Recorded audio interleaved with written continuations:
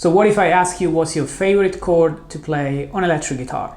Today we are going to see one of my favorite chords to play, but before we get started, make sure to write down in the comment section below what is your favorite chord to play, and if you do like what I chose for this lesson. Also, if you are a first-time viewer, don't forget to subscribe to this channel and hit the bell icon so you don't miss any other video like this one. You can also follow me on Instagram, where I do a lot of live streamings, so maybe you can join one of them as well.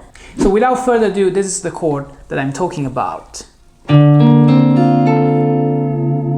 So how do you play it? First of all, you bar the 5th fret with your first finger. The bar covers 5 strings this way.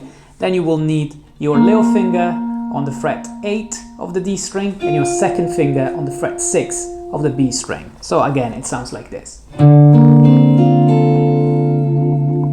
Okay, let's add a little tremolo.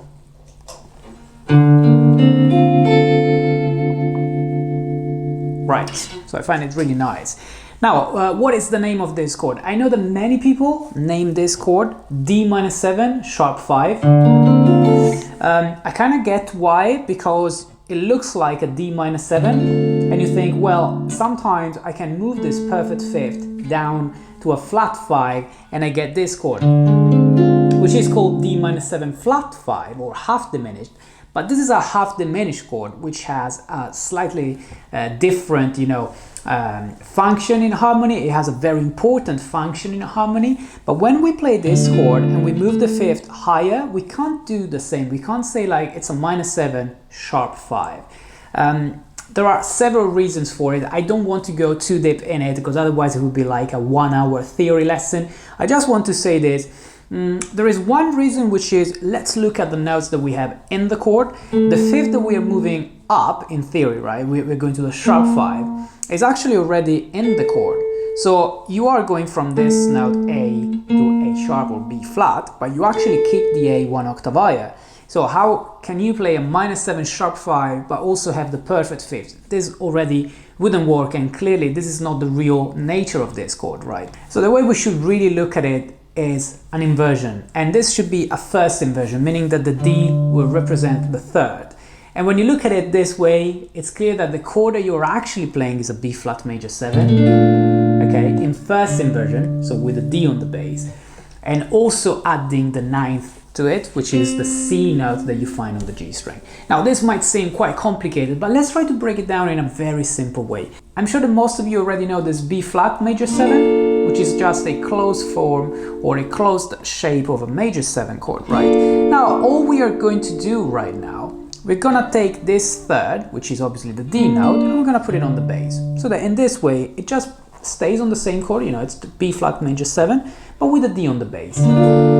It's a first inversion, and it already sounds extremely similar to the chord that we are going to play, but I want to do something else. Since we moved this D 1 octave lower to put it on the bass, we don't need the 3rd anymore in this voicing. We can actually add the 9th, okay, the 2nd degree, which is this C.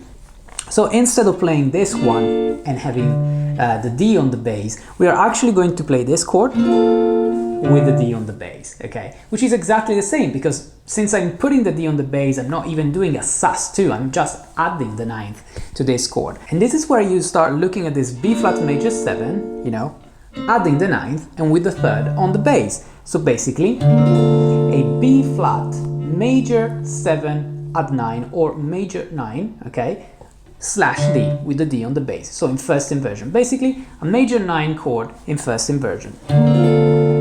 Okay, so this is the way I would suggest to look at this chord, okay, rather than a D rooted chord, which is in the key that we could use. We'll see now what's the key that we could use, but in my opinion would really not give you the right idea of this chord. And also keep in mind that you can't really have a sharp 5 and a perfect 5 in the same chord, okay?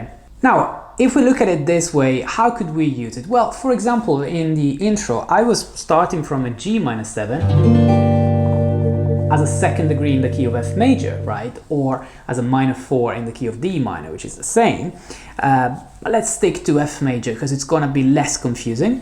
Then I was moving to this, which you might think of as an A something, but it's not really an A. This is a first inversion of an F major 7, so I'm going to the first degree. I'm going to an F major 7 just with the A on the bass. And then I go to this chord, thinking like, well, it's kind of like I'm progressing from the second degree to the first degree in first inversion, okay? And then I'm going to the fourth degree, which is the B flat major 7. But I do play it with this beautiful voicing, which is my favorite chord, one of my favorite chords anyway, which is just a first inversion of the fourth degree. And then where can I go next? I can go still to the first degree, 1 octave higher. There's just an F major 7 add 9 or major 9, okay?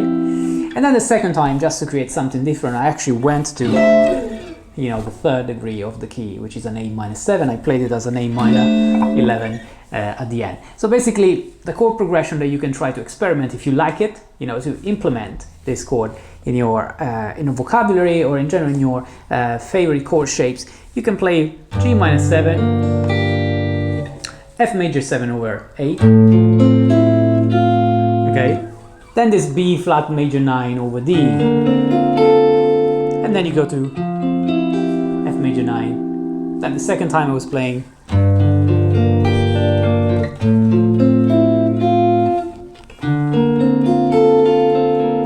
then ending on F major 9, A minor 11. Alright guys, so don't forget to let me know in the comments what's your favorite chord, if you did like this one, if you knew it, and if you maybe used to call it differently, please let me know in the comments. I would really like to hear from you. And if you are new here, feel free to subscribe to this channel and hit the bell icon so that you don't miss any other video like this one. You can also follow me on Instagram, where I post other content, so we can be in touch even there. And if you enjoyed this video, don't forget to like it and share it with your family and friends. Thanks a lot for watching, guys. This was The Bearded Guitarist. I'll catch you soon.